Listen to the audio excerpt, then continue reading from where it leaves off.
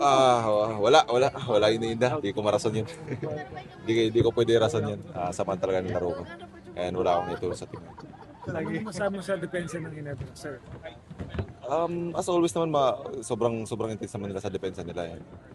Sadyang masama lang yung, di lang nga, kulang lang sa yung local sa contribution sa kay Simak at saka kay Roger. Pero yeah, ganun talaga yung buhay. Bawi na lang next game. Buti na lang may second chance pa, may ilang games pa, so makakabawi. Parang may si Coach Shot na pagsabihan ka ata nung late. Anong Ganun naman talaga kami ni Coach Chot eh. Dati pa naman yan. Gusto lang, sobrang intense ng laro. Ganun naman, nagkamali ako. Sabi ko, mali ko coach. Nagkasagutan lang. Pero normal naman talaga yun sa isang team eh. Ang ayaw nyo lang is yung didibdibin mo yun. Hanggang pag-uwi mo.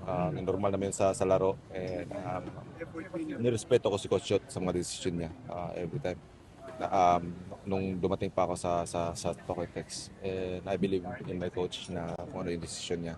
Nagkamali ako doon, inaako ko yun. Pero one of the positives, si Simak, maganda pinakita. Are you encouraged na ganun pinakita Ganun niya? nga yun. Kailangan lang namin tulungan si Simak talaga. Ngayon si Roger, sobrang ganda ng laro ni Roger ngayon. As lang talaga yung mga Locals lang maging consistent lang sa mga sa every game kasi championship naman, finals to eh. Right now talaga ako yung kahit di na sabihin ako talaga na ako yung may inaako ko yung mali ko ngayon. Hindi ako napag-contribute sa team. Pero wala ka namang injury or sakit. Ayoko wala akong masabi diyan pero di ko pwede rason yan eh sa sobrang dami na nangyari sa akin. Di ko marason yan. Sama talaga tulog ko ngayon. Thanks, Ben.